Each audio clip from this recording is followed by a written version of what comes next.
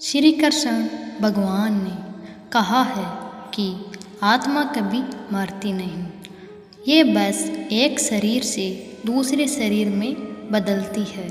इसलिए आप अपने पूर्वजों को जब भी कुछ अर्पित करते हो तो वो उन्हें मिलता है।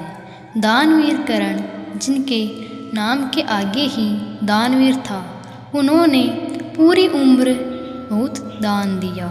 जो भी कुछ उनसे मांगता वह उसे ज़रूर मिलता। कर्ण जब परलोक गए तो वहाँ उन्हें वो कुछ दोगुना दिया गया जो कि उन्होंने दान किया था, लेकिन वो सब हीरे जवाहरात और सोना चांदी थे। कर्ण को खाने को कुछ नहीं मिला क्योंकि उन्होंने कभी भोजन दान नहीं किया था। कर्ण भूख से व्याकुल हो गए। अंत में यमराज से विनती करके धरती पर जाकर फिर से दान करने की आज्ञा मांगी। यमराज ने कर्ण को 14 दिनों का वक्त दिया। कर्ण ने धरती पर आकर जमकर भोजन दान किया और श्राद्ध किया।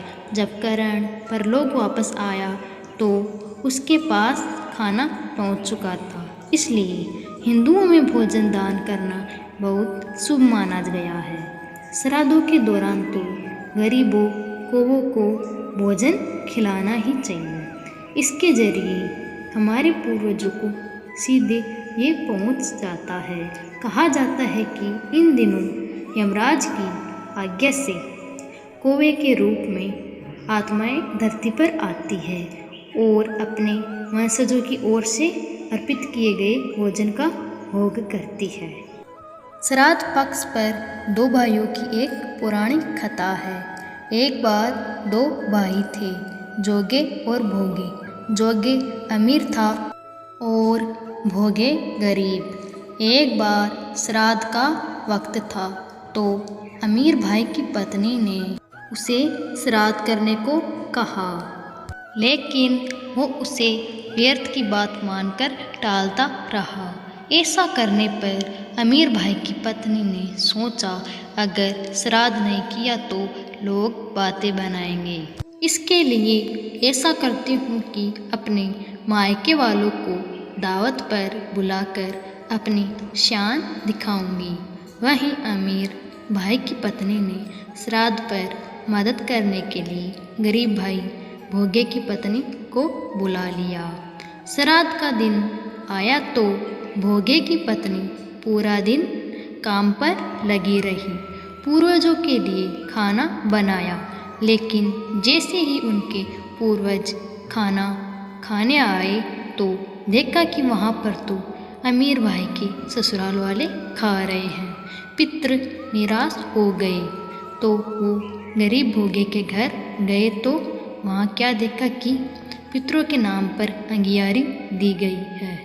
पितरों ने उसकी राख चाटी और भूखे ही चले गए। सब ने आपस में बात की और कहा कि अगर भोगे अमीर होता तो उन्हें भूखा नहीं रहना पड़ता।